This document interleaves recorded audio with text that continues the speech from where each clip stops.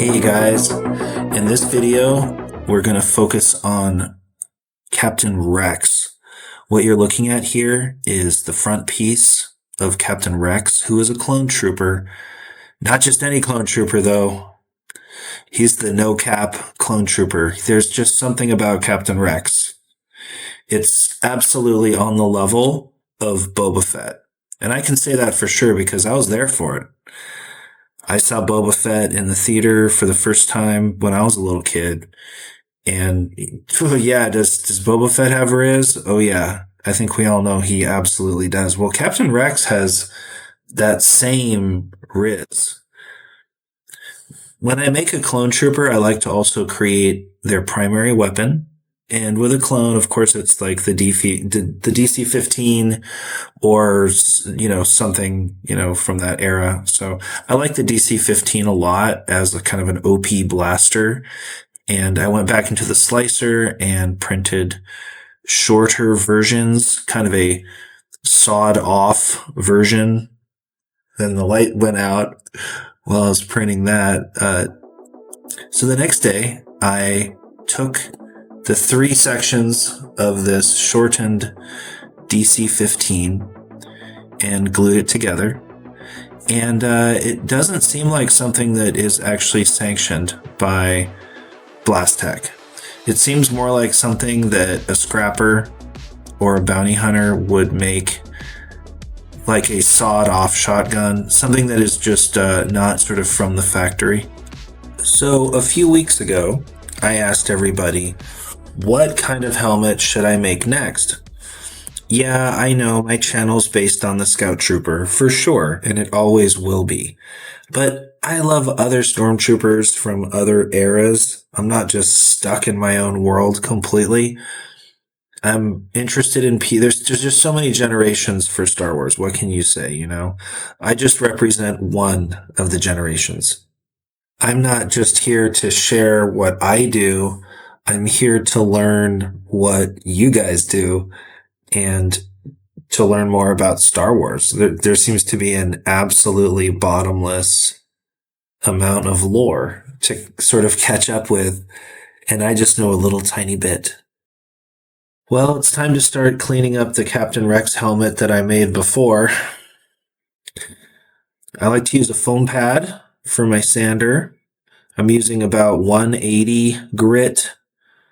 I'm using a mouse sander, and I realize that this might be too large and heavy of a sander for people. It does vibrate a lot, but for me it works. I'm used to using a metal grinder, so to me this is pretty reasonable. But everybody's got their own way of sanding their prints. I like the mouse sander with the foam pad.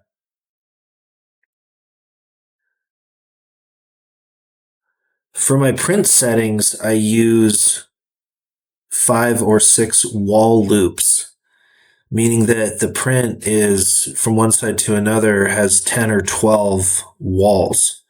I'm also using a 0.6 tip. And what that means is that my print doesn't really have any hollow space. There's areas that have infill, but for the most part, the print is solid PLA. This allows me to go straight at sanding the print. I glue it together. I do not use any wood filler or Bondo. I just go straight at the raw print with 180 grit and get it to a optically smooth level. I don't have problems with like breakthrough,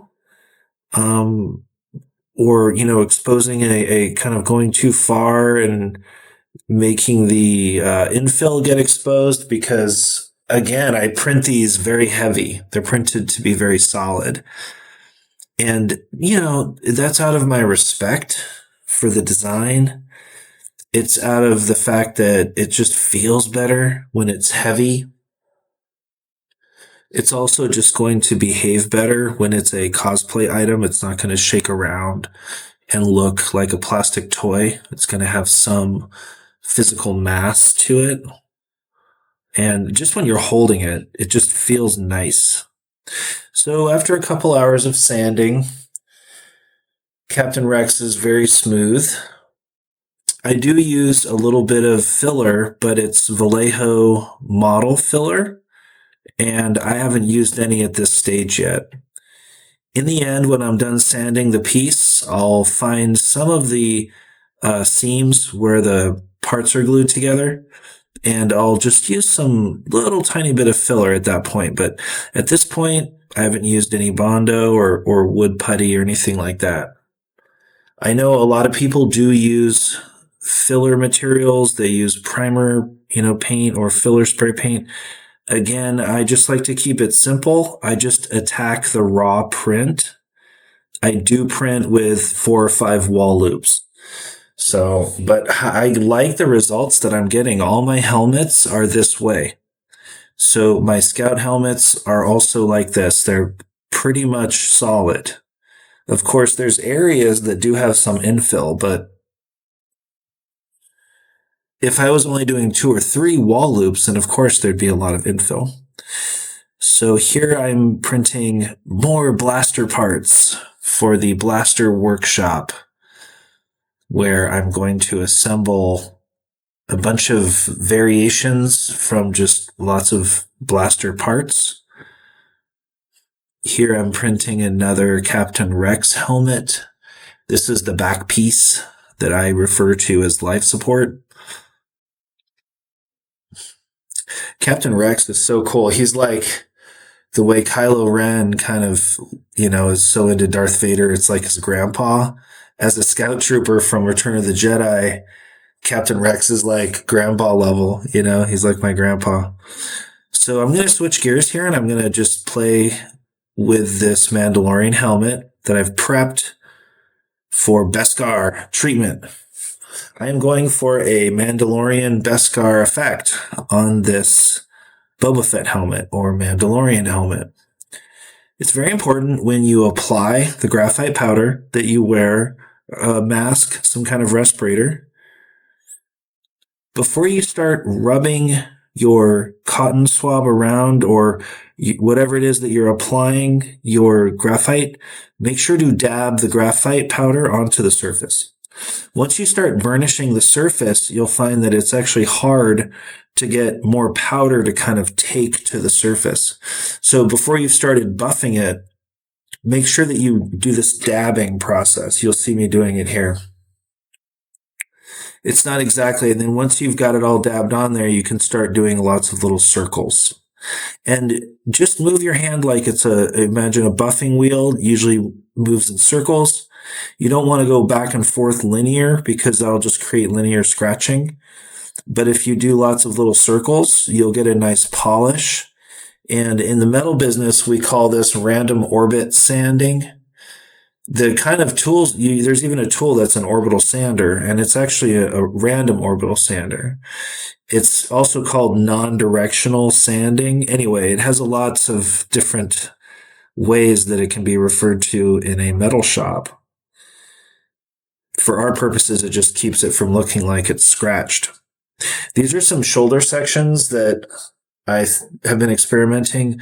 Having a blue undertone makes it look more like steel. This looks almost crappy, you could say, because it just is right over a raw print. If you want it to look more like steel, you can use this blue undertone. And I like that, but I'm kind of trying to go for a more unique look here. And so for my underpaint, I went with a high pigment content Vallejo white paint that's over primer, and it's all brushed on with lots of layers. And then I sanded that and burnished that almost in a kind of old world, very time consuming way, so that I have a nice and smooth and receptive coating on this Mandalorian helmet to receive and absorb the graphite powder and to be shiny, to be somewhat polished, but not, overly shiny, where it's also going to get overly dark. If this is something you're interested in doing on some of your pieces, just remember that There's a lot of different undercoatings that work for this. You don't have to just use shiny black. You don't have to use something that's shiny. The graphite powder will just express whatever the base material is, but that's not necessarily a bad thing. I would recommend doing some experiments with graphite powder. Try putting it on rocks. Try putting graphite powder on toys. That looks really cool. And of course, try putting graphite powder on things that you made to give it that armored appearance. In this video, I want to show you just the basics of how to create a Beskar armor effect on your props. Keep in mind that you should always wear a mask or some kind of filtration for your breathing, because graphite powder is a fine powder, and I'm sure that it gets in the air when we are working with it. With many things, it just comes down to elbow grease, putting in the time, certainly sanding your prints, painting them, and in this case, applying the graphite powder really comes down to elbow grease, lots of sanding, polishing, whatever it is. We do it for the love. And I hope that you learned something in this video.